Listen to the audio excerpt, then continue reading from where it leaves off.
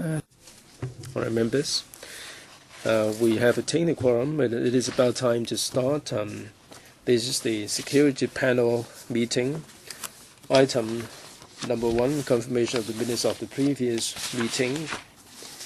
The minutes have been made available to members before the meeting, and as of now, we have received no proposed amendments. Do I hear any proposed amendments here and now? If not, can I take the minutes as confirmed? Thank you. On to item 2, information papers issued since the last meeting. I have received from Mr. Dennis KWOK a letter suggesting that we follow up on the subject of self-harm by inmates. I think we can incorporate that into the list of outstanding issues, and we will arrange for that to be included in the agenda at the right time. All right, Mr. KWOK. Thank you, Chairman. Right, this will be put on the outstanding list. Right, that will be done. Thank you, Chairman.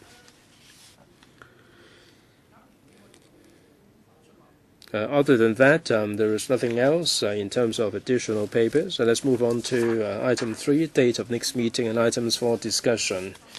The next meeting is scheduled for the 1st of March 2013, Friday at 10:45. The administration has proposed 2 items in terms of funding allocation. The first item is a replacement of 5 high-speed interceptor craft for the small boat division of Marine Department, involving $110 billion. The other one is replacement of digital radar security system for Marine region of the Hong Kong Police Force.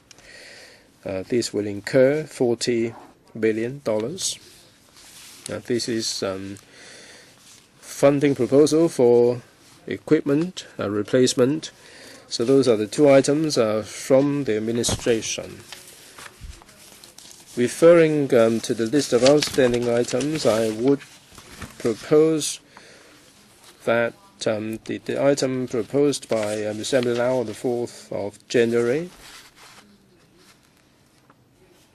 and that is the succession of the management of the ICAC. I'd like to have this on the agenda for the next meeting. All right, do you see this appropriate? No problem.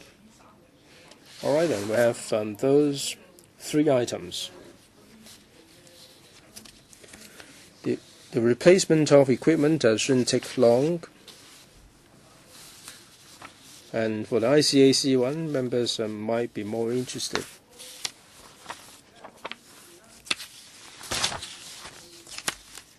Okay, let's move on to item number 4. Final report of the Independent Police Complaints Council on complaint cases arising from the visit by the Vice Premier, Mr. Li Keqiang.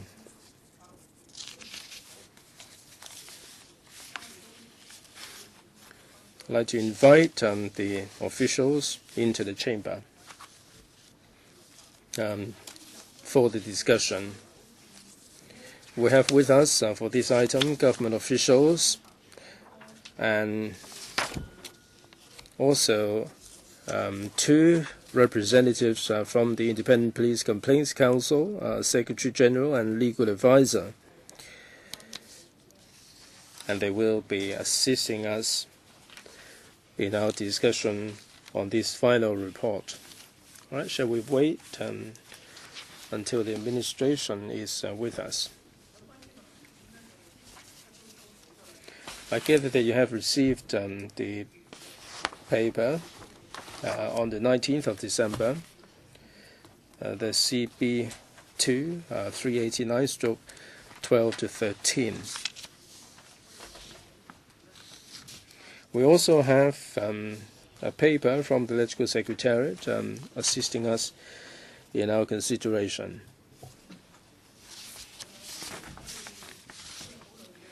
With us for this item from the administration are Mr. Hon KWOK, Secretary for Security,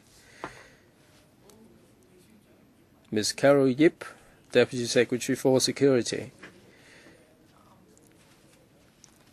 Mr. Tang Hao Kong, Director of Management Services, Hong Kong Police, Ms. Winnie Chiu, Assistant Commissioner, and also Chief Superintendent, Complaints in Internal Investigation Branch, Mr. Duncan McCosh. Let's wait for the IPCC representatives as well, and they are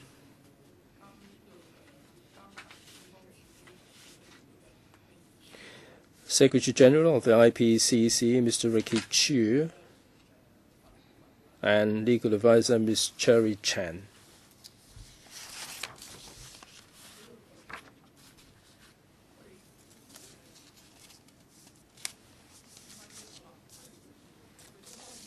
Right, perhaps let's get started first. I'd like to hand the floor over to the Secretary for some supplement, maybe. Thank you, Chairman. First of all, regarding the final report of the IPCC on complaint cases arising from the visit by Vice Premier Li Keqiang, I'd like to say a few words, and then I'll be inviting Mr. Tang and also the police representatives to supplement. In August 2011, the policing arrangements of the visit of Vice Premier, we have received 16 reportable complaints. In May 2012, we have the IPCC published the interim report endorsing 9 complaint cases. This final report summarized the IPCC's monitor and review on the remaining 7 complaint cases, as well as its observations and recommendations on the security measures implemented by the police. The IPCC has been offering assistance. We have made available information to the IPCC for scrutinizing all the complaints in order to make sure that the cases can be dealt with smoothly. The cases of complaints arising from the Vice Premier's visit, the police have set up a special team at the very beginning to carry out investigation, and we have worked together with the IPCC. During the investigation by CAPO, the IPCC, at the request of the IPCC, we had meetings with the IPCC to discuss the details of the complaints, the categorization of the complaints, and also the results of the investigation. We've also let IPCC have access to the relevant information. In the final report, there are some recommendations and observations, like when putting together the operational orders, there should be coordination and scrutinization by the operations wing to ensure consistency. It is also recommended that while considering the security issues, the police should appropriately and reasonably set up security zones, designated press areas, and designated public activity areas. Clear guidelines of such arrangements should be laid down to facilitate media coverage and peaceful demonstrations. We note that the IPCC notes the arrangement put in place regarding the President Hu's visit to Hong Kong in mid-2012. Such measures include strengthening communication with the public and the media on relevant arrangements, setting up DPAs and petition areas at locations closer to the venues of the events to be attended by the political dignitaries, as well as taking measures to mitigate the impact of such arrangements on the public. I'm grateful to the IPCC for the hard work and putting together this final report, as well as all the specific recommendations for improvement. The police will take all the observations and recommendations seriously and put in place appropriate measures to tackle similar situations in future. Chairman, I'd like to hand you over to Mr. Tang Hao Kong, Director of Management Services. Chairman, thank you.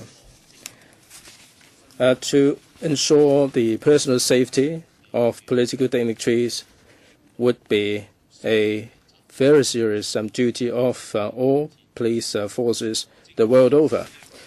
In their own countries or during overseas visit in different parts of the world, there were occurrences of political dignitaries being attacked. Other than the criminal syndicates or the radical people, there may be some mental people with mental problems who might be attacking or threatening the safety of the political dignitaries. So the protection of the personal safety of the political dignitaries is very much a challenge of the police force. On the one hand, they have to bear in mind all the uncertainties.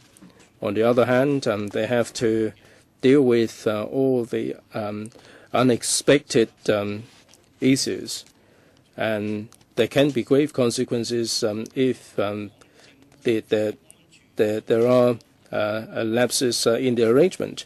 So the security arrangements for political dignitaries cannot be compared with the crowd control in the day-to-day occurrences in Hong Kong.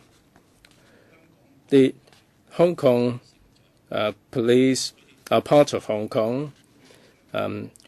Like other people in Hong Kong, they value and cherish the core values of Hong Kong. The police are aware that in putting together the security arrangements for the Vice Premier, indeed, there were certain degrees of inconveniences caused to the members of the public.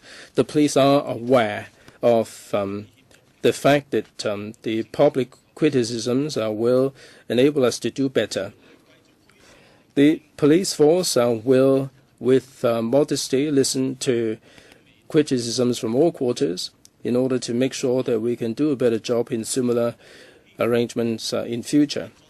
But we hope that while making criticisms, the members of the public would understand and appreciate the fact that those involved in making the security arrangements are faced with considerable challenges and difficulties. All right, and I now throw the floor open for members who would like to put questions. Raise your hands, please. IPCC, would there be any statement?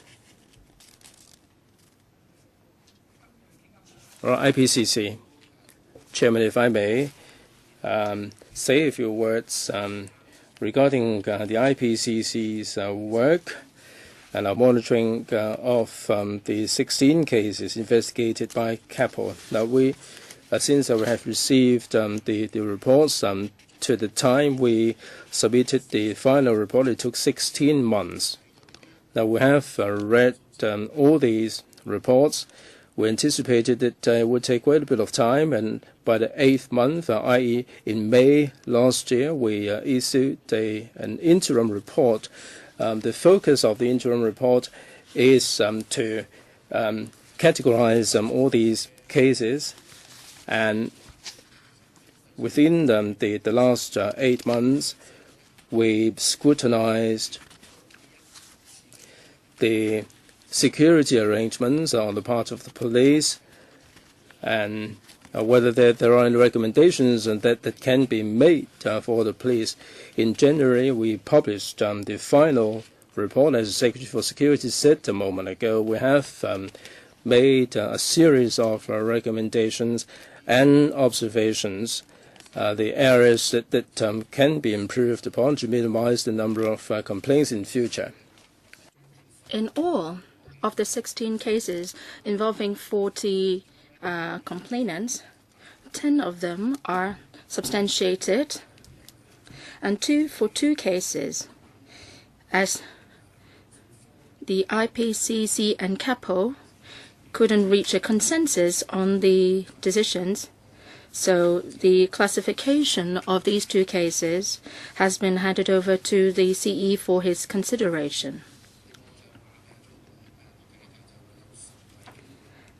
Also, 10 police officers are subject to disciplinary action within these cases.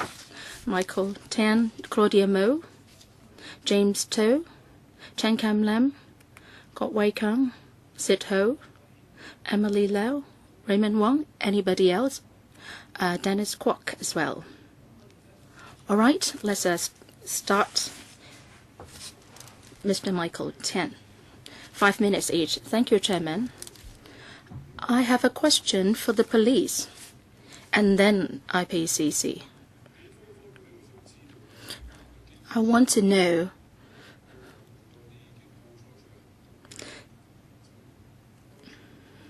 for many enforcement actions taken by the police, then when the media inquire about these cases or actions, then the police said that the actions have to be kept confidential and they don't respond.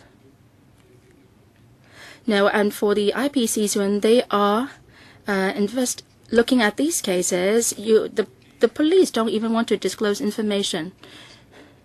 It seems that the police doesn't trust the IPCC. Is there an exemption mechanism? Have you that mechanism be resorted to? Have you answered everything or every and each question asked by IPCC? Or have you resorted to this exemption mechanism to refuse to provide answers to the IPCC? Now, IPCC, in your report, there are 40 complaint cases and 10 are substantiated and 10 police officers are subject to disciplinary action. There is verbal warning and also some serious disciplinary penalty. And you pointed out that the operational orders wordings are ambiguous and there is a lack of good communication between the different levels of the police force. Now, for the 10 police officers who are subject to disciplinary action, do some of them belong to the senior levels? If yes, how many of them are there? And I've also this other question for IPCC.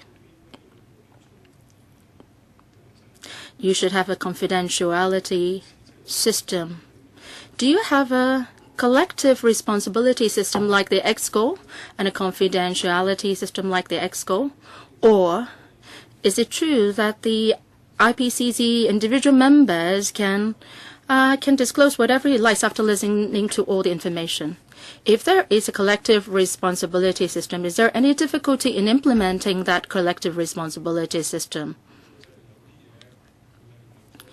If the police refuses to answer your questions because of confidentiality concern, would the police actually be over-worried?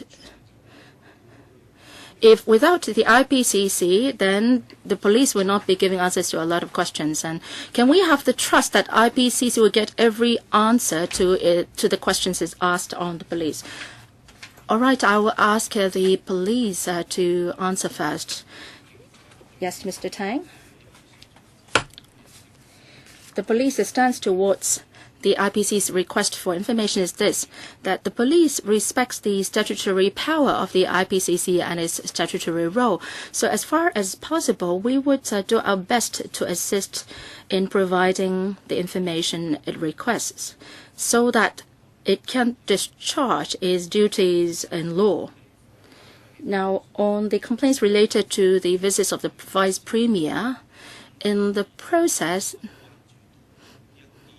the police did consider that some information is confidential, especially about the manpower deployment and the details of the operations. And if such information is made known to the ordinary member of the public, then that will affect the effectiveness of similar operations in the future, or even jeopardize the safety of political dignitaries visiting in the future. So on this particular area, we have discussed with IPCC, and without compromising the confidentiality rule, we have actually reached a consensus with the IPCC, and then the IPCC has been able to get the information at once, and no exemption rules are invoked. Yes, IPCC. And sorry, the mic is not coming through. Yes, all right.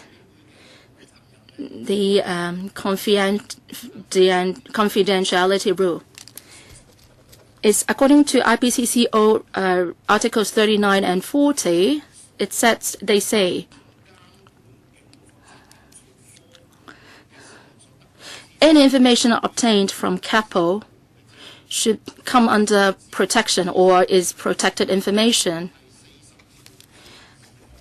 And under 42, the clause, such protected information can be disclosed only under that clause. That is discharging the duties of the IPCCO, and also reporting to the relevant authorities of our vetting outcome, and also upon requests of some civil or criminal proceedings. And third, and that it should be subject to the privacy ordinance. So only under these four circumstances would the protected information be disclosed. It's very clear. Now, on this particular incident, in the second phase vetting because we try to obtain very confidential information from the police so that we can complete our scrutiny process. So the two sides were discussing and negotiating to get information to enable the IPCC to discharge its duties. And we have been able to come to a consensus, and we are satisfied ultimately that we've got sufficient information from the police to enable us to get our work completed. Ms. Claudimo, thank you, Mr. Chairman. This report is very thick.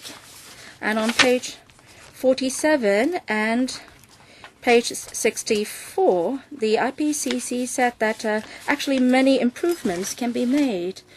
And then the police is worried that the embarrassment or threat will be caused to the VIP, so the police may be oversensitive. And then on page 47, and then when President Wu Jintao visited Hong Kong in mid-2012, and then there were consistencies in the police actions, it seems that improvement has been made. And then when we come to page 64, the IPCC was notified that the operations wing, when Mr. Hu visited Hong Kong from the 29th of June to 1st of July, then the coordination work was done in a better way. Chairman, when President Hu Jintao visited Hong Kong during the handover ceremony, there was this scene that there was this reporter shouting a question at President Hu, and he was not impolite. And he asked, Hong Kong people asked for the vindication of the June 4th incident. Have you listened to our views? And then the reporter was taken away by the police and detained for 15 minutes. And then the newspaper said that the police was sort of putting the reporter in forced imprisonment. And then the Hong Kong Journalists Association demanded the CP to give an apology and also ordered that his subordinates will not commit the same mistakes. And then the CP and his colleagues said that there was this sort of offense, say an embarrassment, causing embarrassment to the dignitaries. Well, in order that this embarrassment could be avoided, the reporter was taken away. But then in your report, you said that you are going to facilitate the reporting work of the newspapers. I would like to put this question to the police and the IPCC. From within in the one period within these between these two visits, and how can you say that the improvement has been made by the police? First, the police. Yes, I will ask Mr. Tang to respond. Thank you, Chairman. about the particular incident that Ms. Claudia Mo mentioned, because the concerned parties have made an official complaint, and the case is now in the proceeding stage. I'm not at liberty to disclose or discuss the details. As to what work that the police has done to facilitate reporting work, I'll now ask the assistant, Ms. Chiu, the assistant commissioner, to respond. In the past year, the police has conducted an internal review and come up with a report. And we have made reference to the interim report of the IPCC. And we have made a series of improvement measures. I must say that the DPA would be delineated under a balanced approach which should facilitate media news gathering work, and at the same time we won't be causing threat to the political dignitaries. Well, sorry, I don't want the police to repeat all the points made previously. I just want to put this to IPCC. Why is it that you have considered that improvements have been made? What evidence have you got on that point? Yes, Secretary General. Chairman, let's look at the contrast first. In handling the complaints related to the Vice Premier, we saw that when reporters tried to do reporting work, they had to go into that DPA. And then actually part of the DPA was outside the security zone, say outside the area of the Grand Hyatt Hotel in Wan Chai. So one of our conclusions was that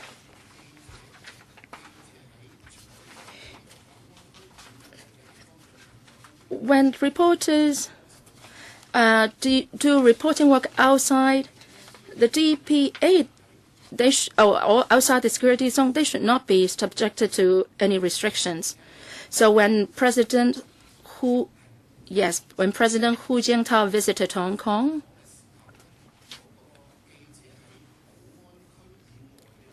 the reporters' activities outside DPA would not be subject to any restrictions. So, i.e., the reporters do not have to undergo a body search and so on. And the police have also designated a petition area.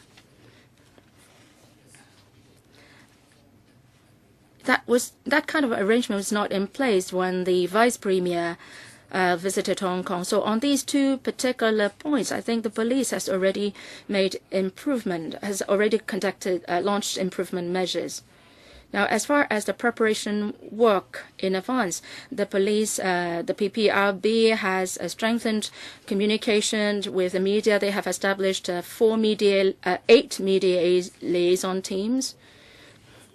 Even when DPA has to be set up, the police has negotiated with the journalists on where and when and what are measures to be implemented in these DPA. So is evidence that improvements have been made. So can our members be brief? And the IPCC colleagues, would you also be brief in your answer? 5 minutes for both questions and answers. You've exceeded 6 minutes already, both of you. So I hope that you would make good use of your time. James To and then Chan Cam Lam. Chairman, I would pose a brief question. IPCC 3.5. In your report, you talk about embarrassment and the event to be conducted in a smooth and dignified manner and so on. I've been saying this for over 10 years. The police is not just protecting the safety of the dignitaries, but also their face. IPCC, you found that in some operational orders, it is stated that if necessary, that the police should take action to avoid causing or preempting embarrassment or threat to the VIP, and then the events are conducted in a smooth and dignified manner.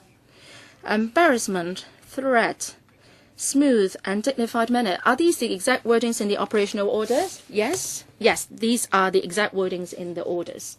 Yeah. They did appear. Mr. To, if I may put this to the police. Now, for these operational orders, the wordings like embarrassment, dignified, and smooth, and so on, they all appear in previous orders, not in connection with the Vice Premier's visit. Please. Chairman, thank you. As far as I understand, these wordings,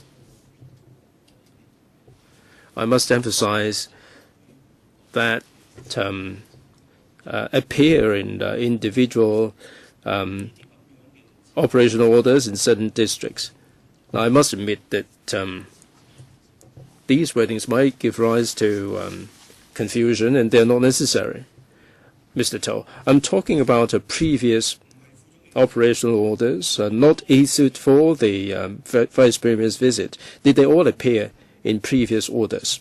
Did they appear in previous orders? Please? Yes, they did, as far as I understand. But I must emphasize here that in this particular incident,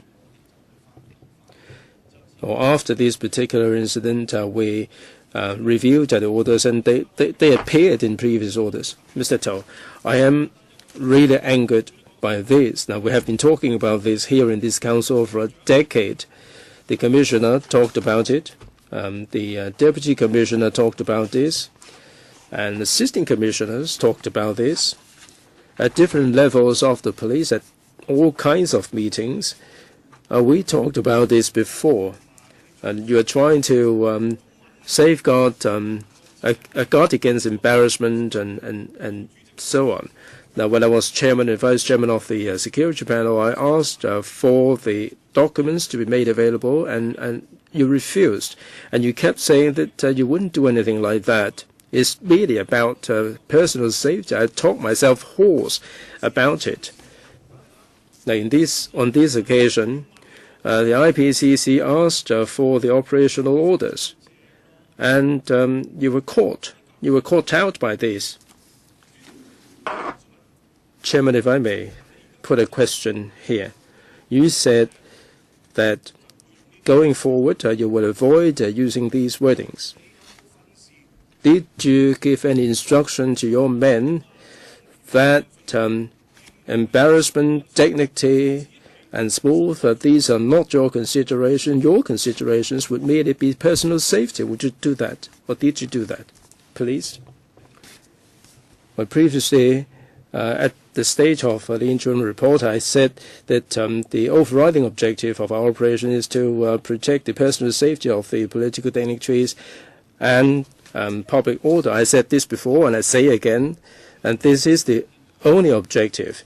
As indicated in the final report of the IPCC, in this copious operational orders, and there were some ambiguities regarding the wordings. Now, we have made it very clear to our staff that they have to respect the freedom of assemblies, freedom of expression. Mr. To, it's not ambiguous. In paragraph 3.5, these wordings don't have any particular meaning. Smooth, dignity, embarrassment, I mean, they mean what they say. There is no ambiguities whatsoever. I think you have added things that have gone beyond what allow you to do under the law. And acting in accordance with these orders, did you trace the responsibilities? Who put in these wordings? The superintendent or whoever. Now, this is part of the operational orders. Whoever flouted these orders will have to be penalized. And you're making your men do something that will not be allowed under the law. Have they been penalized? Please. Well, Chairman,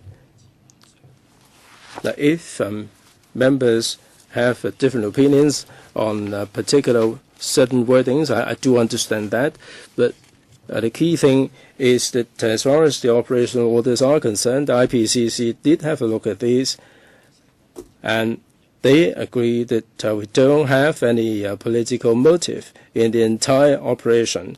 There may be some unfortunate wordings, and they were adopted. We have learned a lesson, and in future, under similar circumstances, we will make the wordings consistent. Well, you penalize the frontline people, the assistant commissioner, the top guys went off scot-free.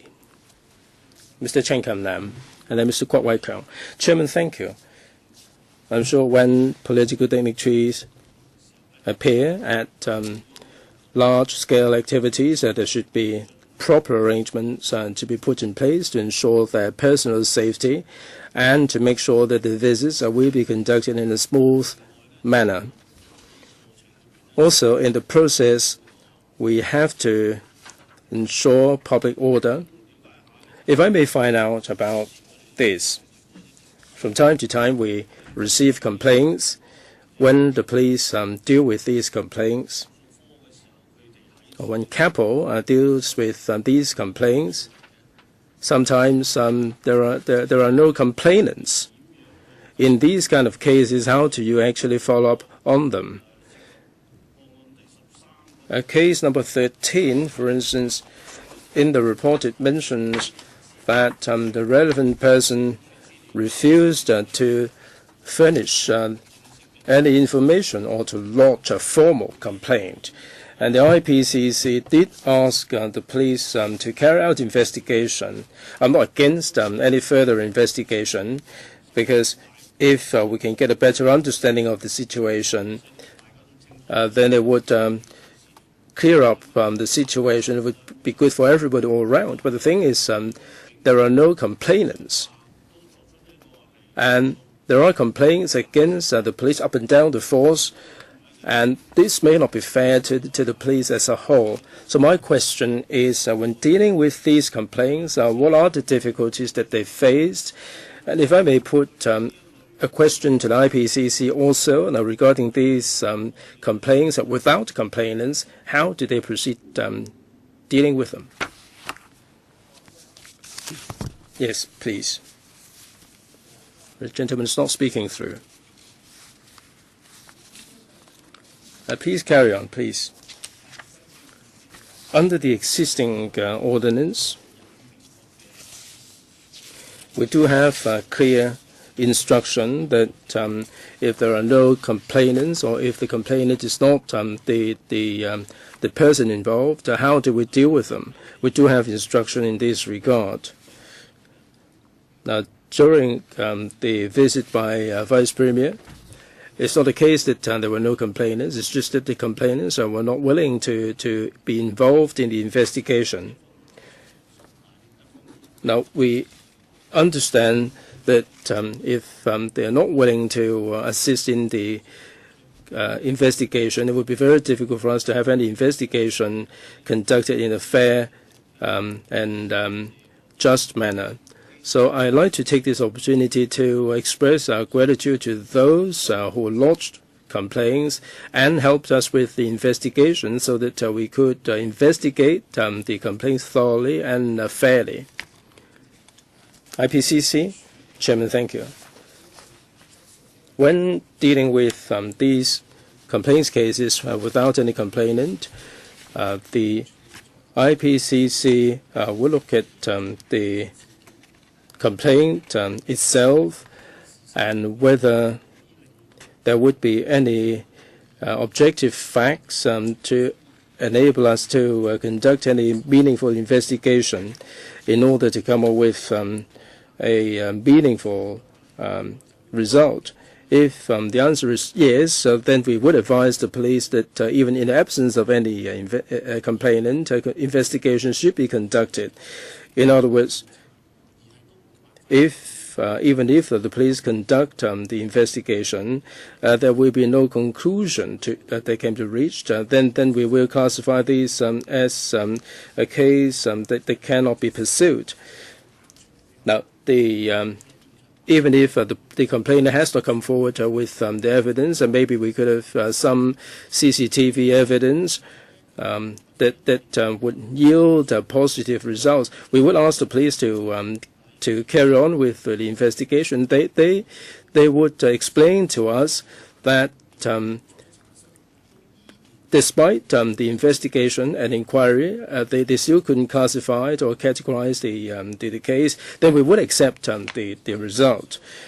In the process, both sides would conduct very detailed on-site investigations, and this is merely a technical classification only. Mr. Chen, well, if the complainant refuses to make available the specific information, then there will be problems. I just hope that going forward, the IPCC would pay particular attention to that. If a case is not based on fact, if there is no specific information made available, an investigation is undertaken, that it would present considerable difficulties. And if we adopt other evidence, it may not be entirely reliable. So the result was that the case was not pursuable. Now we must be aware that when it comes to evidence, we need evidence from the person involved to ensure accuracy and reliability. I hope that you will learn a lesson. Mr. Kwok-him and Ms. Sit-ho. Thank you, Chairman. In relation to this report, there are a number of different complaint cases. Maybe in the near future, there could be dignitaries visiting Hong Kong, and they would like to find out more about life in Hong Kong, and they may conduct home visits. This is rather sensitive. It will not be disclosed to the public where they go to. And the members of the public might be inconvenienced that they've got no idea who is coming along, and they're not sure whether they should go out or not. Now, with this report completed, have you got any conclusion for us regarding home visits by political dignitaries when they go into residential dwellings? How can we make sure that the members of the public will not be unduly inconvenienced? Of course, there would be a disruption to a certain extent. At least you should not make them panic. You should not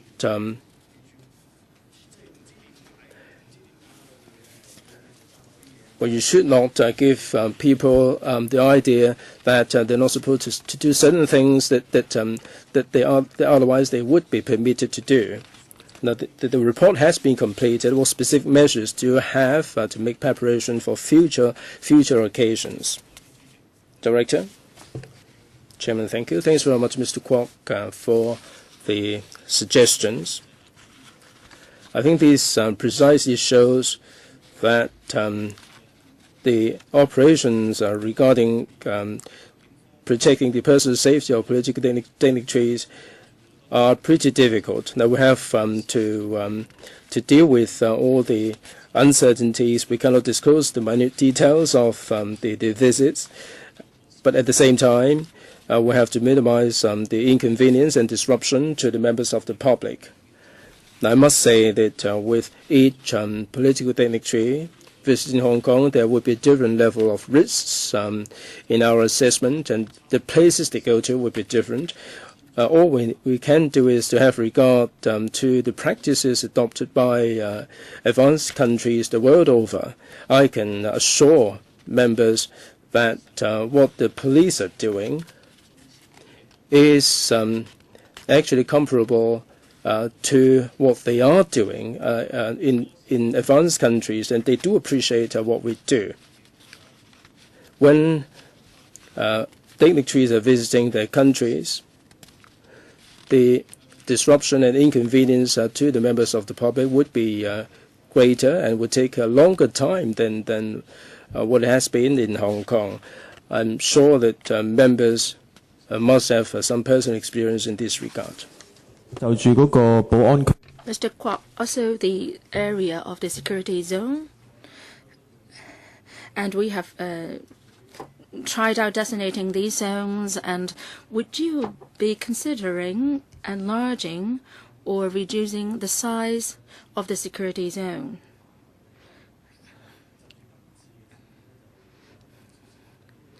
based on the experience of this incident, a lot of the members of the public felt that the security zone was too large than what was necessary. Would you consider revising the size of the security zone? Yes, Director. We would conduct a review every time an operation has ended. What kind of lessons can be learned so that future operations can be better? So this is the kind of attitude of pursuing a better and better approach that we are adopting. So if political dignitaries visit Hong Kong in the future, we would be adhering to the same principle, but then taking account of the needs of the various parties involved. So here I would also like to appeal to members of the public that please appreciate that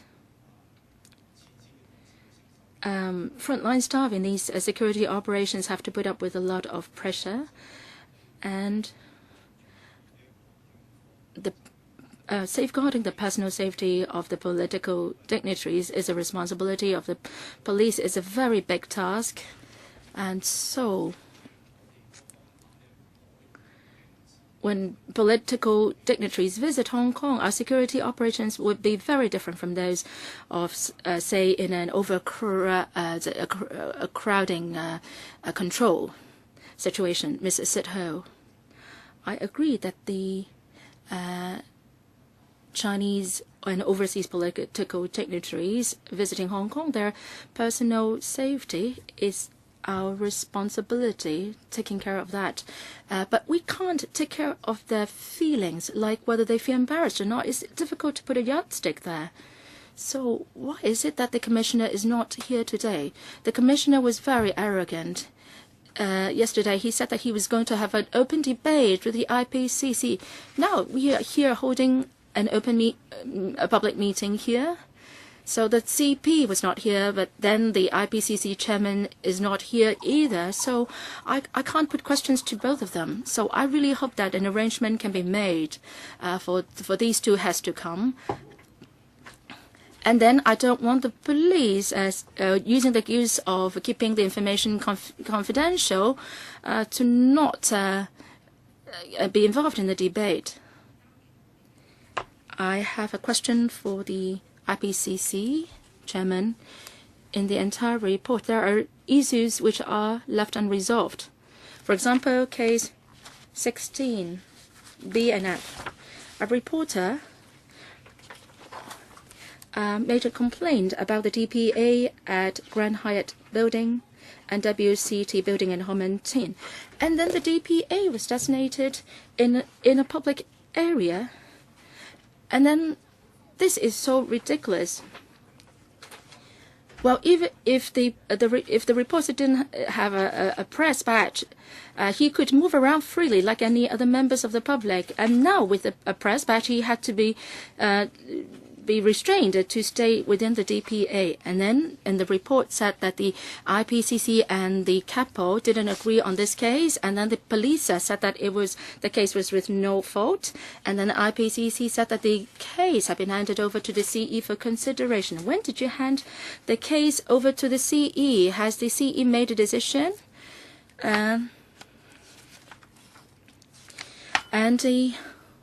Well, CE has all the resources to help him in making a decision on the case. Well, when did you submit the case to him? Has he made a decision on the case? Secondly, the security zone and the core security zone. These are not legal terms, but rather administrative terms of the police. And IPCC suggested that the police seek legal advice. The way the IPCC wrote the letter was the report was quite subtle, and well, you've asked them to seek legal advice. Has the police already sought legal advice, or are they still doing what they're doing without the legal basis? Thank you, Chairman. When we submitted the final report, at the same time, we submitted it to the CE's office. So that was on the 19th of December last year. On these two allegations which we have no consensus on, that has been handed over to the CE's office. According to IPCCO, it doesn't say that the CE must make any ruling. After the IPCC handed over to the CE, our duty has already been discharged. As to how the CE will deal with the report, it is not within our remit. So that's number one. As to why we suggested that the police should seek legal advice on the security measures to be implemented within the security zones, because we saw that according to the public order ordinance, people's rights to demonstrate, people may not need to apply for their right to demonstrate in a particular zone. And if the demonstration is not allowed within the security zones around the clock, will it run against the public order ordinance? So that's why we asked the police to seek clarification on that legal point. Well, the CE and the police have not responded. I think this is something that we should follow up on definitely. So in the panel, I'd like to ask the police and the CE's office to give us a written response on that particular point. If the panel is not going to follow up, we as members individually may write to them. Then Ms. Emily Lau and then Mr. Raymond Wong. Mr. Kwok-him just now said that when political dignitaries visit Hong Kong, and he raised the concern that people may not be allowed to go downstairs when the visits take place around their residence.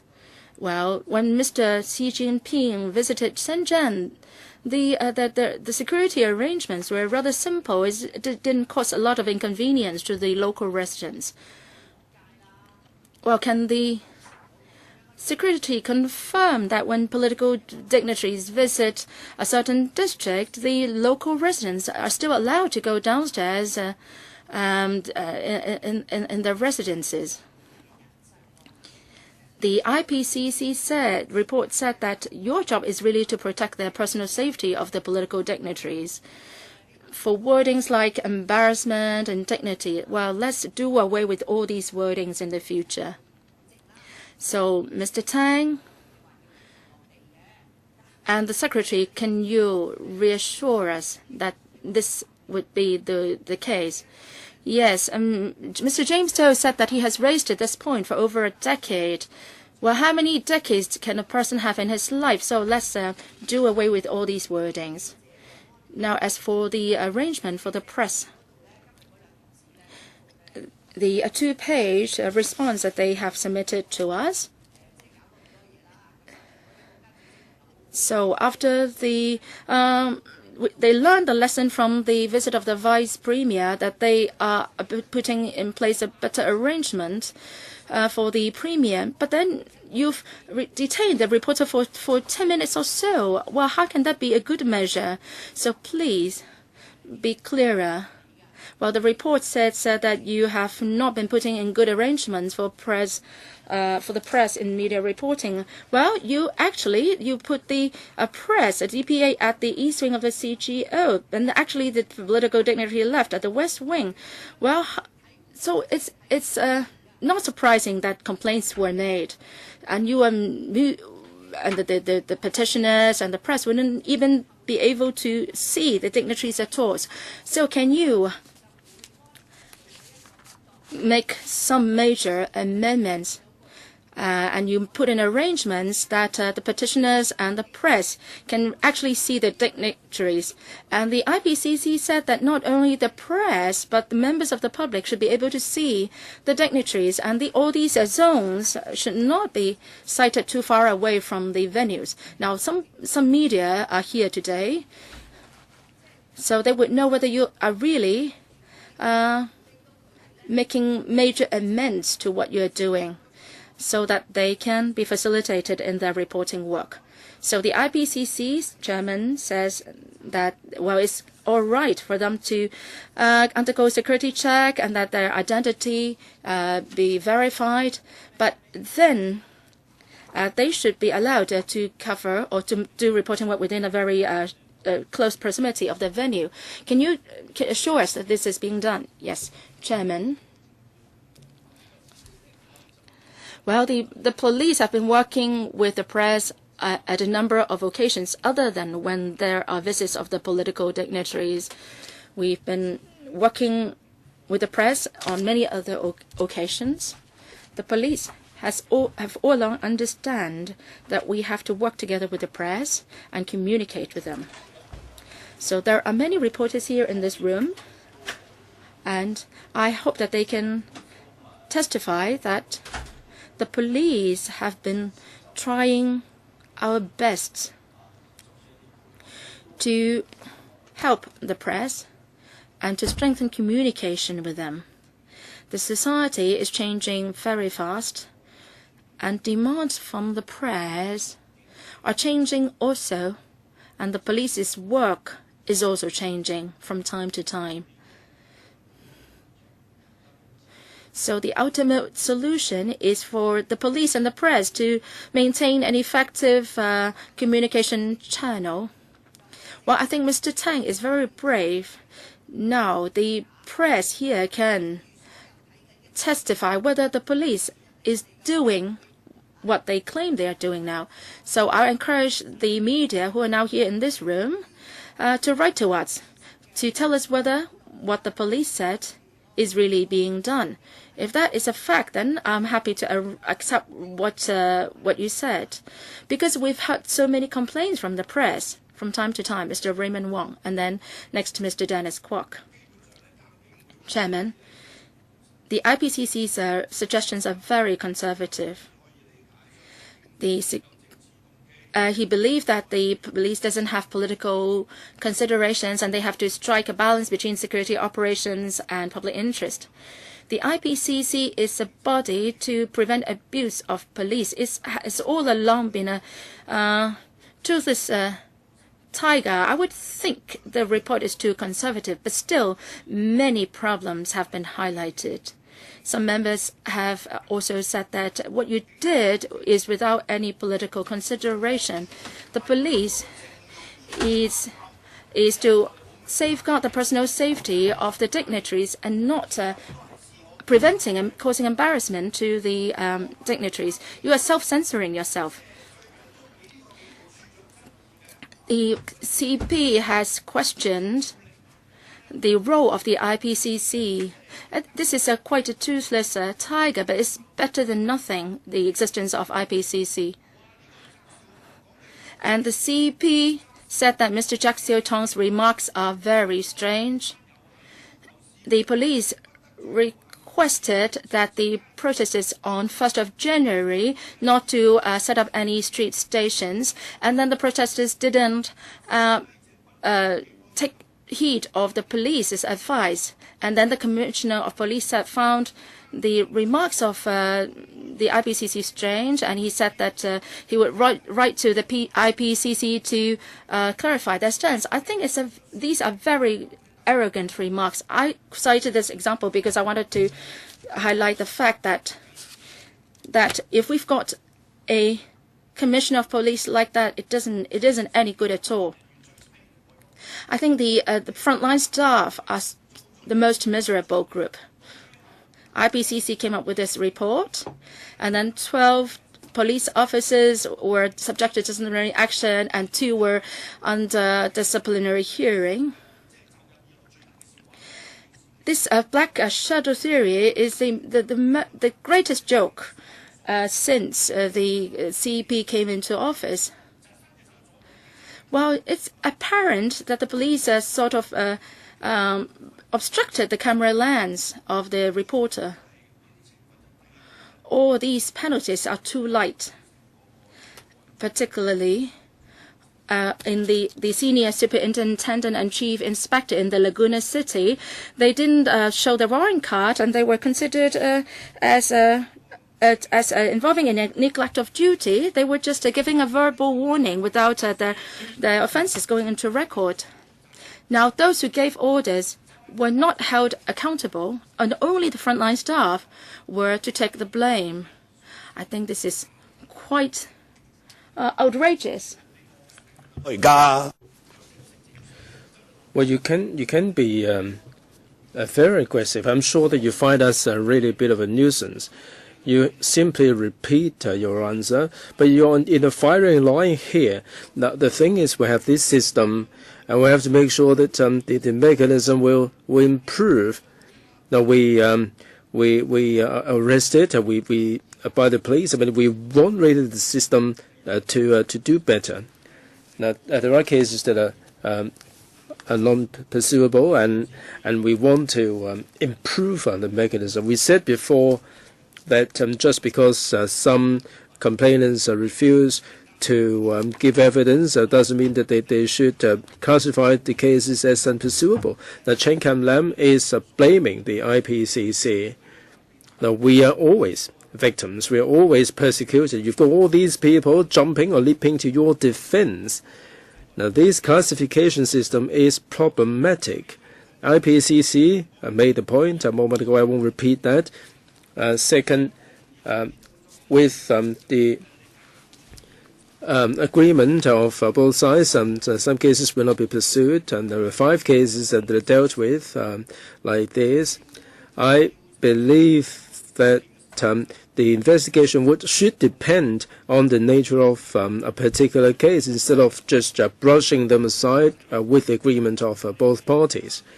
Now, the IPCC has raised 429 queries, and after it was only 150 points made by the police. That I think that the capital should be scrapped. There should be an independent body tasked to deal with the complaints. I've been talking about these for years and years on end. Right, Mr. Dennis KWOK. I'd like to take this up with the IPCC. Now, we said on many occasions that there are problems. Article 604 regarding the responsibilities, the functions of the IPCC, they're too narrowly defined, and the IPCC simply is not able to do what it is supposed to do. Now, I'd like to take this up with the Secretary General regarding the problems of the IPCC ordinance. Under Section 8, we do have 5 functions. I'm sure the members of the public are particularly concerned about our ability to scrutinize the CAPO reports. Second, if the police have substantiated a particular case and disciplinary or punitive action has to be undertaken, the IPCC can make suitable recommendations. That the function that didn't exist before, that exists now, is 8.1c. If the IPCC finds that the procedures or the guidelines should be improved with a view to minimizing complaints, then we should make such recommendations to the police. The others are how we can enhance public understanding and so on. Now, as far as the functions are concerned, the messages that we've got are that they're not enough. Under the existing mechanism, now this mechanism has been put in place after the enactment of law. Now, since 2009, this mechanism has been around for 3.5 years. If people from various quarters do have any recommendations about how these should be improved, we're all ears. It's not just IPCC that has the final say regarding whether to modify the mechanism. Under the existing mechanism, we would like to discharge our duty as effectively as possible. We have limited functions, but given this limit, we would like to show the members of the public that this two-tier complaint mechanism is able to deal with the problems that we see. If there are further suggestions, I'm sure that after some discussions, if changes have to be made, that this would be a natural development. A1C, you mentioned this a moment ago. Now, if this has to be changed, what direction would you like to see this changed? Secretary General, we have 24 members. We haven't looked at the possible amendments in great detail.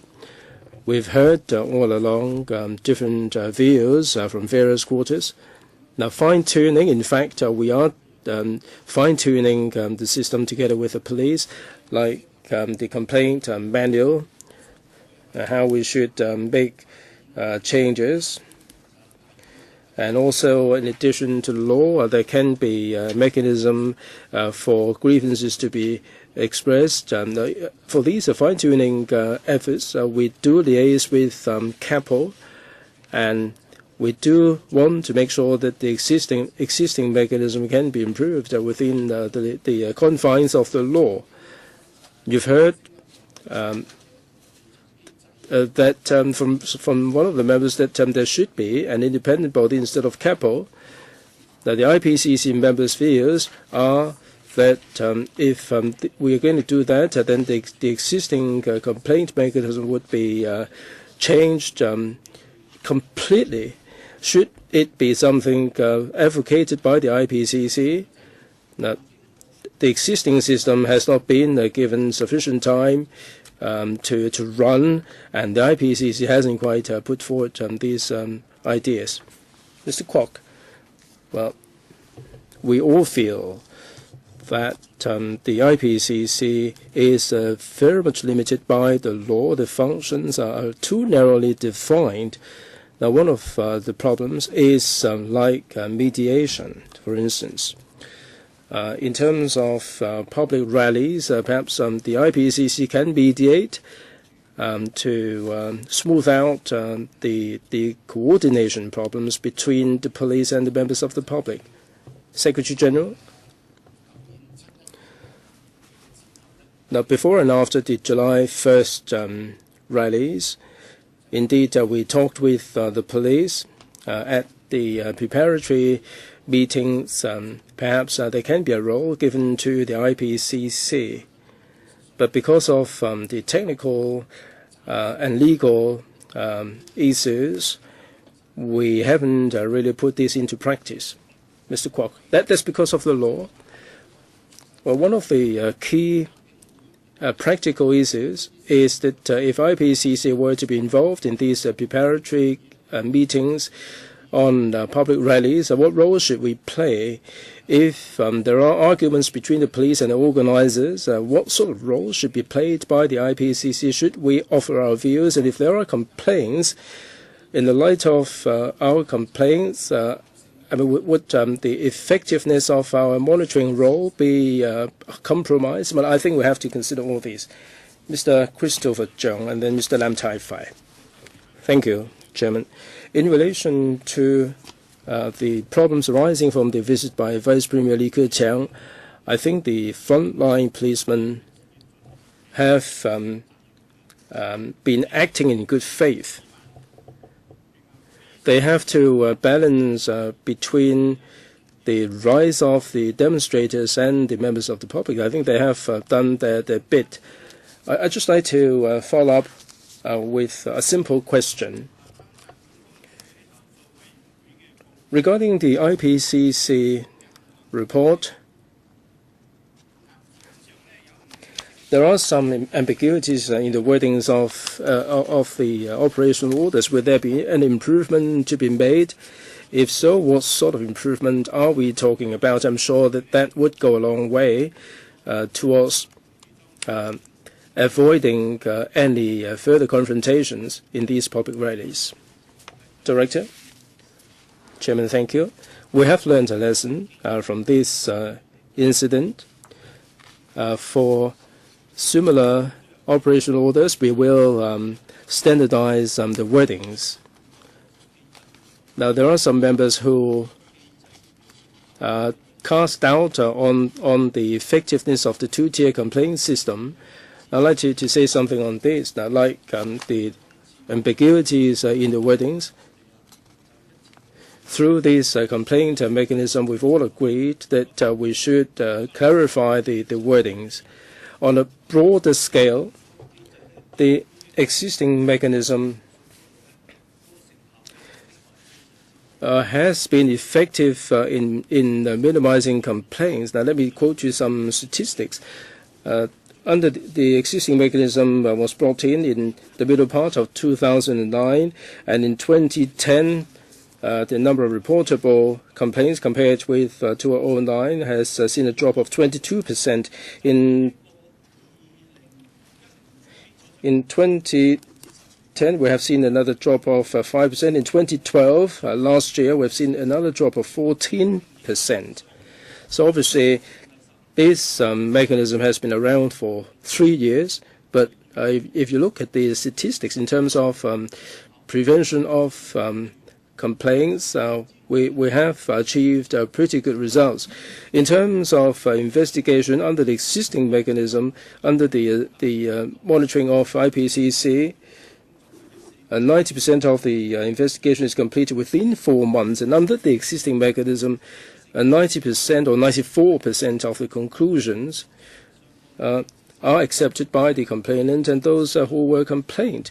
If you look around the world at the complaint mechanism, I think that this two-tier complaint mechanism in Hong Kong is in keeping with the general interests of Hong Kong, and is an effective mechanism.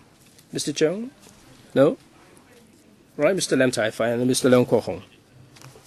Chairman, before I speak, I must make a declaration that I'm Vice Chairman of the IPCC, but I'm not speaking in this capacity. I'm speaking in my capacity as a member of the public as well as a legislative member. Now, this final report of the IPCC, there are 119 pages in Chinese, 120 pages in English. From my point of view, it is detailed, workmanlike, and practical. I'm sure that the central authorities, after the visit of Vice Premier Lee, would not have been able to put together such a detailed report. The power enjoyed by the IPCC, or the functions of the IPCC, are clearly enshrined in the law, and given their functions, I think we should appreciate the report that they have put together. It is of very good reference value. I hope that the police would take this independent report seriously and learn more lessons from it, so that when dignitaries are visiting Hong Kong, all these unnecessary troubles or confrontations could have been avoided, and all these controversies and personal safety problems could have been avoided. I hope that the police should chew over this particular report in detail. As before, the police said repeatedly that the operation of protecting the safety of the Vice Premier is predicated on the consideration of personal safety. They were not politically motivated. I beg to differ. When political dignitaries are visiting Hong Kong, how can you say that there are no political motivation, no political consideration? Like North Korean Premier visited Hong Kong, Aung San Suu Kyi, the Queen. When they come to Hong Kong, they come from different backgrounds, and there are different political situations. How can there be no political considerations? If there are no such political considerations, you're not thinking the problem through. That you may say that you don't have any political consideration, but you do have political consideration. Please do not interrupt Long Hair. The other angle is that as far as the operational orders are concerned. There were wordings like dignity and smooth and so on. I don't see any problems with that either. The entire police operations are to make sure that the action or the events will take place in a smooth manner. What's wrong with ensuring a smooth operation? Now, if we're talking about a town mayor, it would be different. And we're talking about a vice premier. The dignity would be very important. How can this be ignored? If there is a visitor coming to Hong Kong, we have to make sure that no embarrassment will be caused to him. So in Hong Kong, I mean, we are in a unique situation. You try to avoid these kind of wordings in response. But from my personal point of view, I mean, there are political considerations, nothing wrong with it. You have to make sure that the events are taking place in a smooth and dignified manner, and not to cause them any embarrassment. What's wrong with that? My question is this. I wanted to follow up on Emily Lau's question earlier, related to the press. Many reporters hope that the police can designate the DPA nearer to the venue of the activity so that the press can do their interview at a closer distance or shoot him at a closer distance. So the IPCC also made that point. I think the police should put in place better measures to facilitate media's reporting work. When political dignitaries visit Hong Kong, it's not just a big event for Hong Kong, but also a big event internationally. Say the number of journalists may be in thousands, and the reporters may hope to take very good shots of the dignitary. So now the police know that there is this demand from the press, and the IPCC also made that suggestion. Are there any specific measures to be put in place by the police? You just don't say vaguely that you are going to respect press freedom and so on. Would you be meeting with the press to thresh out what needs to be done? Yes, I'll give you half a minute to respond, Director. Thank you. Yes, the answer is in the affirmative. The PPRB, before any visits of political dignitaries, will strengthen liaison with the media. And when during the visit, the police, as what the Secretary General said, Mr. G said, has set up this media liaison teams to liaise with frontline reporters to exchange views on issues of common concern so that we can facilitate each other's work. Mr. Leung Kwok-him, Chairman. The last time I asked Mr. Chang Wai-hung whether Mr. Si Wai Leung is VIP or IIP. I think there is a difference. We've been having this sort of debate for so many years. Since the visit of Mr. Jiang Zemin to Hong Kong, we have had this kind of debate. Mr. Lau Sanqing, my good friend, said that he was tied up by the police. He could be tied up by the police and knelt down on his knees, and then he would hold a banner in protest in front of Mr. Jiang. Is that possible? They said that the police said no, because it is within the core security zone. What is the core security zone? The police said that within the core security zone, not only the personal safety should be safeguarded, but the dignity of the figure should also be upheld. So if you want to protect the dignity of Mr. Lee, that's all right, because you have the legal basis for that, but you dare not admit that this is the case. You have to consider the question of what is commensurate with the security, how the security commensurate operation should be commensurate with the level of the dignitaries. Well, for objective statements like releasing Lau Xiaoba, vindication of June 4th, these are objective facts. If I say that Mr. Li Keqiang, you will have no descendants, and then that is an insult on the part of the dignitary. So I don't know why you have not been striking a balance here. The person wearing this T-shirt with the wording of the vindication of June 4th. Mr. Li may not be very happy with when he saw that sign, but that was not an insult on his dignity. So on this question, you are speaking only half the truth. Is it true that the leader said that he has indicated that he did not want to see or hear anything, any objection? Then it's really out of proportion that you don't let the dignitary see or hear anything.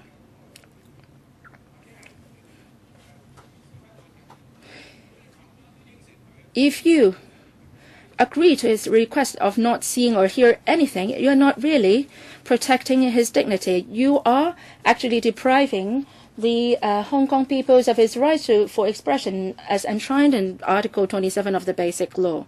This is our right to assembly and to march. I don't know why you don't want to make that point. Another point is whether any improvement has been made. No, I don't think you have made any improvement. Mr. Hu Zhenzhou was wearing this safety helmet to his visit. And the reporter asked him in Mandarin, and Mr. Hu felt unhappy and he left. And then the police detained or arrested the reporter. Wasn't it totally out of proportion? You are so wrong in this sort of assessment of the balance. You are just making your decisions based on your own dislikes and preferences. And it's not based on the fact that whether the act is really an insult to the dignity of the political dignitary. The same goes to the journalists. If a reporter asks a question that he doesn't like, that doesn't amount to an insult on him. If he feels bad about it, well, why don't we ask him not to visit Hong Kong at all? In overseas countries, questions like these always appear. In overseas countries, they don't have this order or requirement on the police. Why is it that Mr. Zhang Weihong is involved in a dispute with Mr. Zhao Saitong? Because he was sort of doing a good job in the eyes of the Chinese government.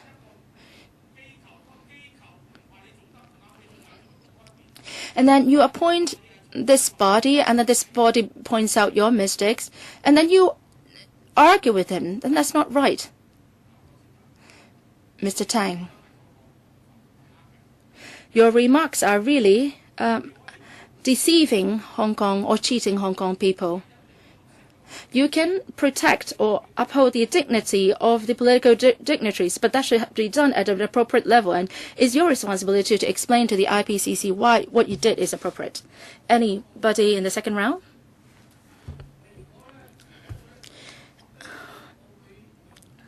Well, I have my own question. The second round, Miss Claudia Mo, James To, Chen Kam Lam, anybody else, and Mr. Leung Kwok-him. I want to express my own views in 3.5. And Mr. Lam Tai Fai also spent some time talking about it. In the final report,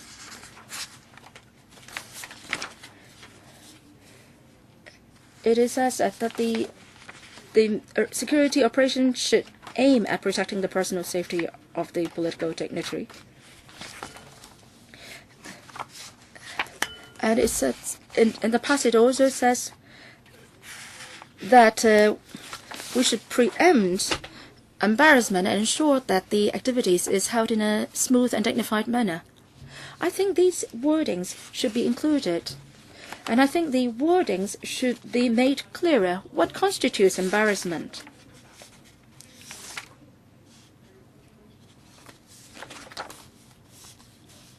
Well, if the police can't ensure that the activity is held smoothly, I think that there is a dereliction of the duty on the part of the police. I think under the premise that people's right to speech is protected, then you should put in place the measures to avoid causing embarrassment. Say yesterday, Mr. Kwok-him had made it impossible for the CE to engage in activities in a smooth manner. Is this something that Hong Kong people want to see? Personally, I don't think that sort of scene should happen. We should allow everyone to express their opinions, including their political point of view. I think everyone is entitled to their right to express their views.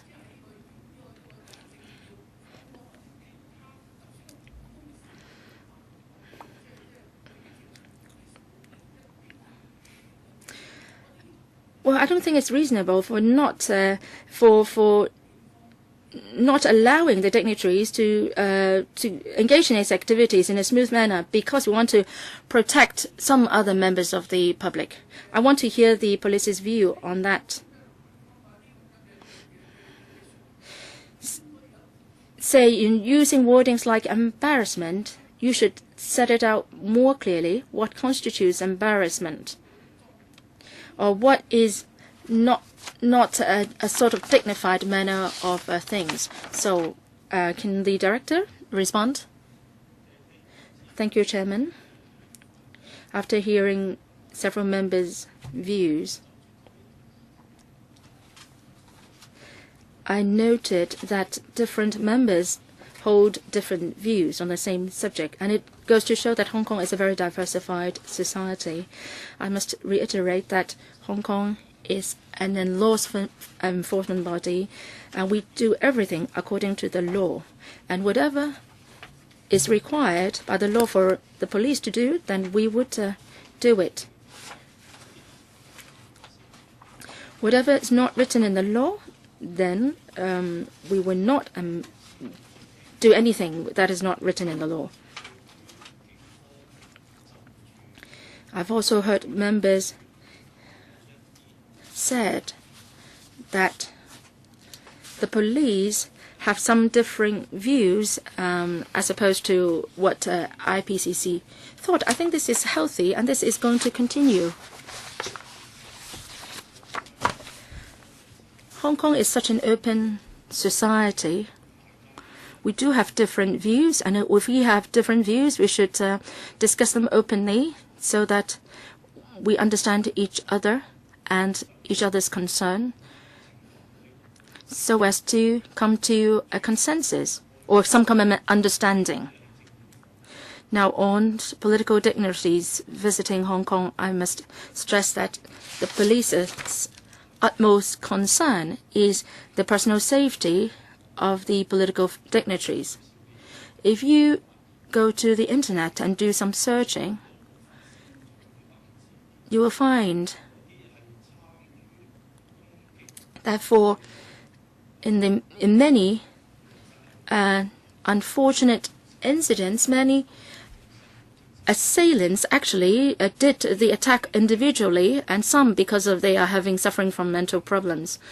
So I must stress that in the past, present, and in the future, to protect personal safety of political dignitaries, we must mount some security operations which unavoidably might inconvenience members of the public.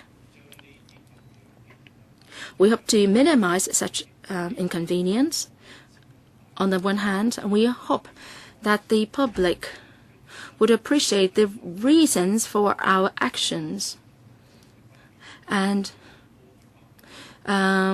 accommodate the inconvenience caused to them. Okay, now let's move on to the second round, because we've got another agenda item coming up. We'll close at 4:30, but we'll extend the meeting for 15 minutes. So for the second round, I would be very strict. Stop at 4 minutes. 4 members who wish to speak. If no more, then I'll draw a line here because I have to control the time very strictly. Ms. Claudia Mo and then Mr. James Teo. Thank you, Chairman. In 2011, the operational order issued by the police is that embarrassment should be avoided. In the 2012, when Mr. Hu Jiantao visited Hong Kong, the operational order also includes the wordings like an embarrassment. In the Premium Lee's visit, there was a problem with the T-shirt carrying the wordings of vindication of June 4th. And in the 2012 incident, the reporter also asked questions about the vindication of June 4th. So I found it strange. I think there must be some political considerations in this. So can you assure that members of the public who were vindication of June 4th incident would not be arrested by the police? If there are questions like vindicate June the 4th, can you give the undertaking that these people will not be arrested in future? Director? Chairman, thank you. As far as I understand, in 2012, when President visited Hong Kong, all the wordings that might give rise to misunderstanding in the operational orders have been deleted. And before that, there were some wordings that gave rise to confusion. In connection with the Laguna City, as indicated in the report, unfortunately the complainant lodged a complaint, but subsequently he refused to take it any further. Ms. Mo. Well, I've read the report myself. You don't have to repeat it for me. Now, vindicate June 4th. If you see these wordings, do you consider these to be politically sensitive? Would the people on the front line be taking swift action whenever they see this? Director? As I said before, and I say again that we don't have any political considerations. It doesn't matter what wordings are emblazoned on the T-shirt, support, against, or whatever, as long as they do not get in the way of the security measures, as long as they do not undermine the security, the personal safety of the dignitaries, the police will not take any action. Mr. James Teo and then Mr. Chen Kam-nam. Chairman, paragraph 3.7. The IPCC is of the view, or the last sentence in that paragraph, that there shouldn't be any ambiguous wordings. Without compromising the overriding concern and mission for ensuring the personal safety of the dignitary being protected, the police should clearly facilitate peaceful assembly and demonstration. This is the IPCC's view. Is that right? Yes, indeed. Yeah, this is our view. What about the police? Do they accept these lines that are read out? Would the police accept this? Director? Yes, indeed. The police have always respected the right to stage assemblies and rallies, so we've always respected this as long as the personal safety of the political dignitaries is not compromised. So we do always facilitate the assemblies.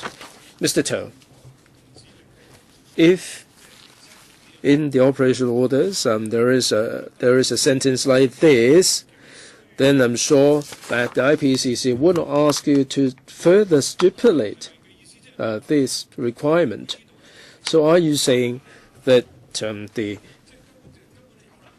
or in fact this has always been there? I don't think this is really the case. So I'm just trying to clarify whether this precise sentence is in the operational orders. Director, when you ask me whether I accept this, my answer is yes, we do. Mr. Teo, in future operational orders, would you include this sentence? Yes, yes. All right, Chen Kam-nam and then Leung Kwok-him. Mr. Chen. Chairman, thank you. I'm sure that when the police are maintaining public order, we have to respect their dignity, and they don't really have any political attitudes. Also, the IPCC should adopt a fair and just attitude in monitoring the police officers to see whether they have abused their power and whether they are professional enough in discharging their duties. The last thing I want to see happen is for the IPCC and the police to be on a collision course. And also, when they are monitoring the police, they shouldn't consider themselves to be substituting the police. Over the years, we have seen more activists acting radically, and we all hope that the police would be able to enforce the law effectively. Over the past couple of years, we have seen more radicalization of the action, and they're quite unacceptable. I hope that after the visit by Vice Premier, the police would bear in mind all the experiences identified in the report and do a better job. Now, some other fellow members said that they tried to test the law themselves, and I would support the government or the police in enforcing the law rigorously. If there are certain acts that are undermining public order and the police are not enforcing the law, then people will get the perception that you're condoning these kind of activities that are undermining public order. Now, whether we are talking about a member of the public or an honourable member of the Legislative Council, if they are flouting the law, if they're defying the law, that there should be a rigorous enforcement, and they should be taken to court for judgment. And I do hope that the police will effectively and transparently enforce the law and deal with all these problems that we encounter in society. If I may put this to the director here, now with the worsening situation, what measures do you have in mind to tackle this? Director? Or the Secretary? Well, the Bureau is in support of the police, and when the demonstrators are exercising their right, they have to do so peacefully. If there are certain acts that are undermining public order, we would take swift action. In the past and in the future, the police will not, or did not, or will not be fearful of any challenges.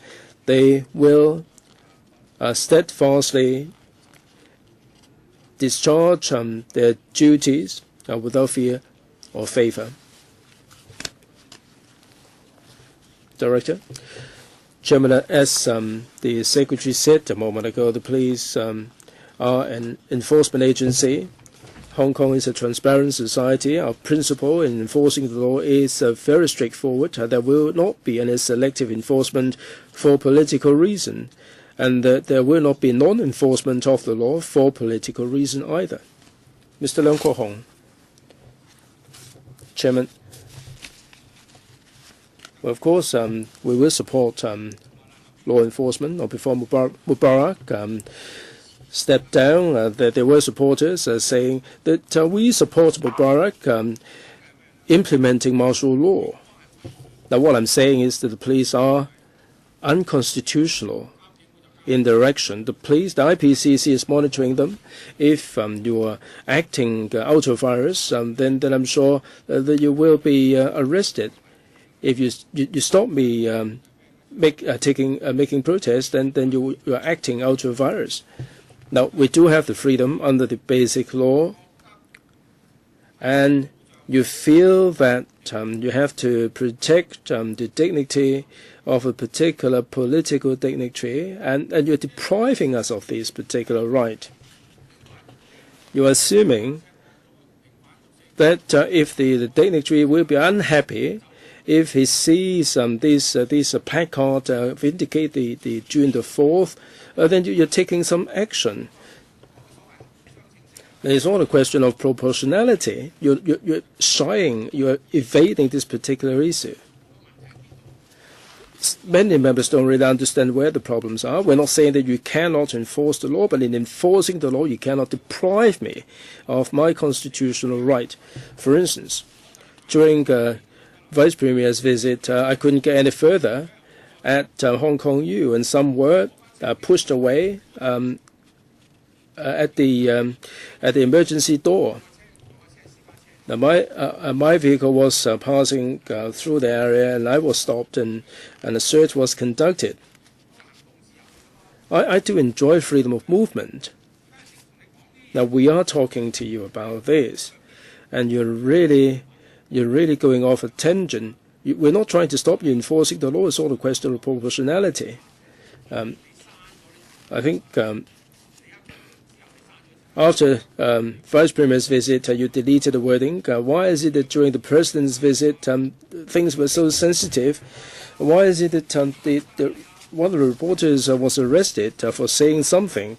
You have deleted all these wordings.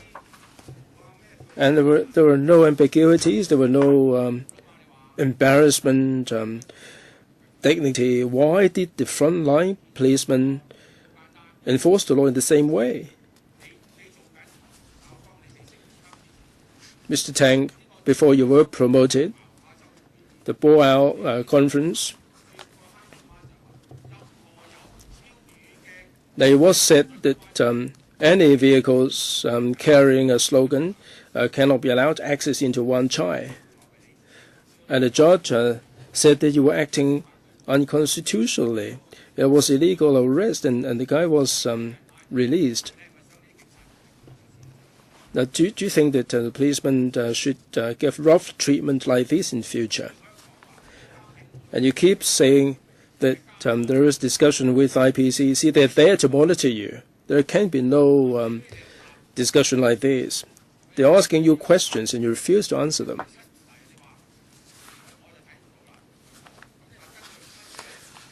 Now, you said in the light of the July 1st experience, you've learned something and so on. Now, Mr. Tang, I'm putting this to you. Are you going to hand over the report on July 1st? Do you have the report with you? Do you?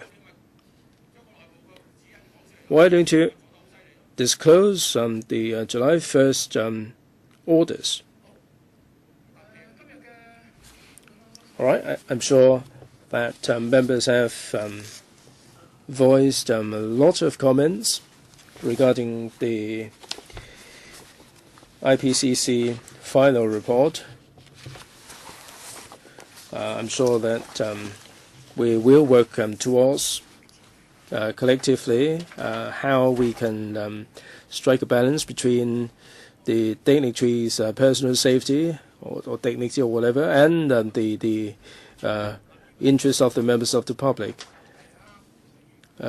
Ms. Ho, the IPCC report urges the police to solicit legal advice regarding complaint 16 DNF.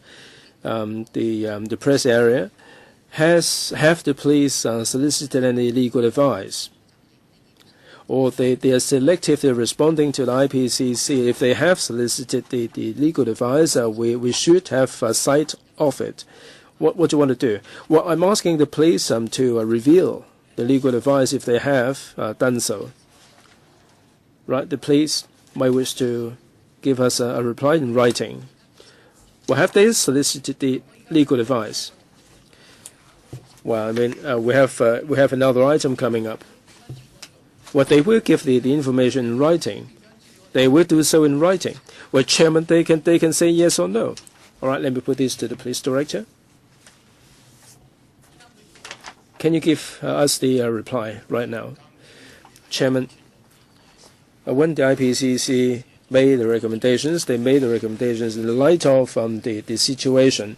As indicated in the report, after the recommendations were made, the police have made substantial modification regarding the security arrangements. So the situation has changed, and also on this particular question, what is most important is to bear in mind all the cases in the Court of Appeal and the Court of Final Appeal. And this is one of the most important things in our law enforcement. In the Court of Appeal and Court of Final Appeal, there are many. There is a strong body of cases with very clear direction. Well, Ms. Ho is asking whether you have solicited any legal advice and whether these can be made available to members. The answer is yes or no. Now, the situation has changed when it comes to these security measures. The police have made substantial modifications, so the police have not solicited any legal advice. He didn't want to admit mistakes, but he would make amends. I don't know what kind of situation are they in now. All right, let's end the discussion of this item. Let's move on to the 5th agenda, and that is the replacement of a jackless snorkel for the airport fire contingent. Well, thank you, the administration team and the 2 representatives from IPCC, the Secretary General and his colleague. Now let's move on to agenda item 5. The ones to participate in the discussion is Mr. John Lee Ka-chiu, Undersecretary for Security, Ms. Bala Mui, Principal Assistant Secretary for Security, and Assistant Director, Fire Services Department, Mr. Luo Xiu-hang, Divisional Commander, Fire Services Department, Air, Mr. So King-yu, and Assistant Divisional Officer, Planning Group Fire Services Department, Mr. Michael Yong-kam-hong. Welcome, the administration team. Sorry we are a little bit late, so we will extend the meeting till 4:45. So I hope that we can finish our discussion on this item. Perhaps I will hand over the time now to the Undersecretary for Security, or the Fire Services proposed to procure a jackless snorkel to replace the one fleet round number R14 at the main airport fire station. We want to consult the panel on its views. The AFC is responsible for performing firefighting and emergency rescue operation. The JS is a special vehicle. It is equipped with a boom with a piercing nozzle that can pierce the aircraft's fuselage, and the vehicle is specially designed to allow its boom to be elevated, and the hydrocam nozzle can discharge water, foam, dry powder, or fire-extinguishing gas to extinguish fires at various parts, particularly those in higher places of the aircraft. The justifications for the proposed replacement: it has expired, the serviceable life is major parts such as engine and gearbox are aging. If we continue to use them, then it will have an adverse impact on our firefighting operations. In 2011, the 2012 maintenance fee is $270,000, which is 35% higher than $2,100 at the time of its early operation. In the long run, it is anticipated that the maintenance cost will continue to rise and is considered not cost effective. Because it takes time to procure the JSO, we would like to start the procedure now. The major specifications of the new JS are as follows, similar to the one using now. And it will be using the environmental friendly Euro 5 engine. The FSD estimates that the cost is $10.651 million. Depending on the panel members' views, we aim to apply for funding from the FC next month. If that is approved, then it will commence operation in 2015. We are happy to answer questions from members. The details are all set out in the paper. Mr. Chen Kam-lam. This JS will be equipped with a water tank of not less than 6,000 liters, and then the foam tank will be emitting an average 950 liters of water per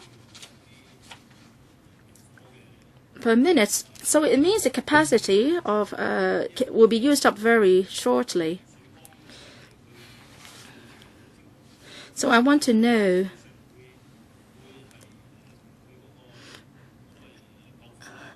that the JS will be used for extinguishing fire. What time will it take for it to extinguish the fire? Will there be several water tanks be installed altogether for serving the firefighting purpose? FSD? As Director, Mr. Law, in firefighting in airport, we will mobilize 14 vehicles. They are equipped with various firefighting media like water, foam, fire extinguishing gas, and dry powder.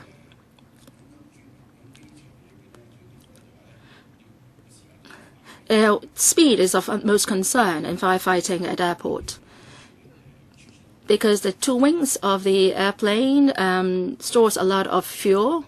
So according to international practices, the vehicles have to arrive at the scene very, very quickly. Within the movable area, the rescue team should arrive at 2 minutes, and then in any aircraft movement area within 3 minutes. So if there is really a fire, the fire should be put out through the use of large volume of water and foam. So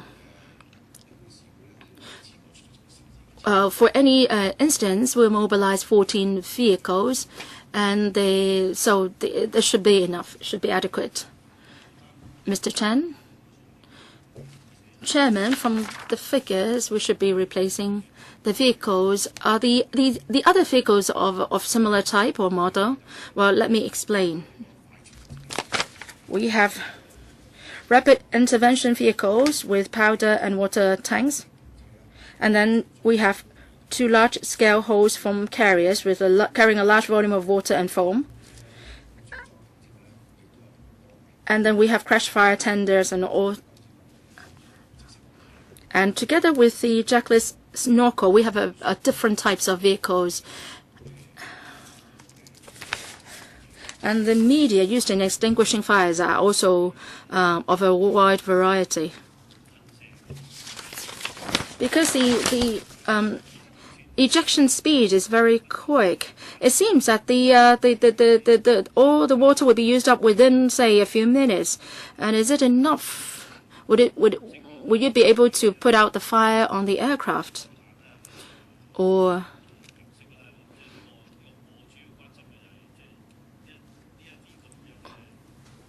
put out the fire? Are the installations adequate? So, Director, in international safety standards, Hong Kong is at the 10th, the highest rank.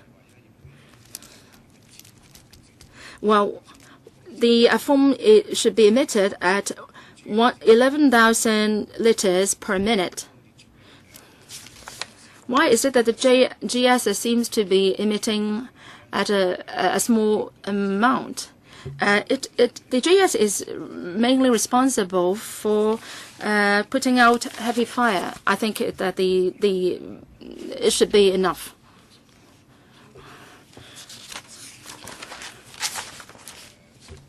In the airport, there are other fire prevention installations and fire hydrants, so the facilities there should be adequate.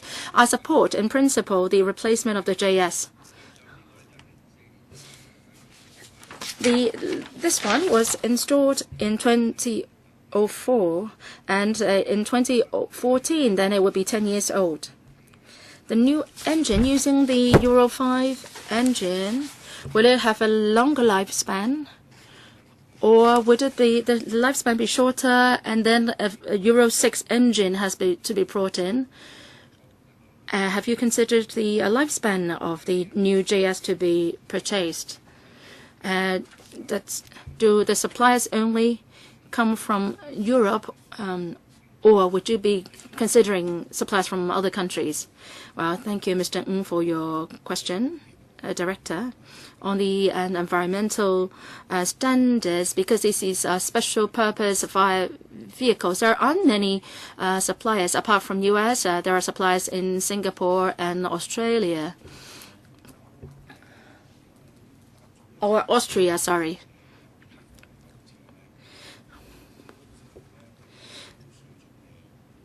Well, actually, for many of the fire service engines, seldom do we reach that kind of a very high standards. So we found that there is this model in the market which can achieve that standard. So for other major fire engines, they might not be able to reach Euro 5 standards. Yes, they can.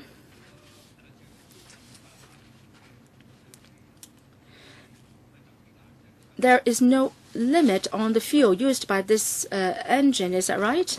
Just using the fuel used by Euro 5 engines. Yes, in the tender, we would spell out the Euro 5 specification. So next time, when we are to replace the JS again, and then we will look at whether higher standards are needed. Do members have any other questions, or do any other members have any questions? So members, it seems that we are all agreed to support the funding application. Yes. Well, in that case, we would pass on our recommendation to the FC, and then the administration will consider when to pass it on to the FC. Anything to add? No? All right. So we'll end the discussion on agenda item 5. And then now we come to AOB. The next meeting is scheduled for 1st of March. If there is no AOB, I'll declare the meeting adjourned today.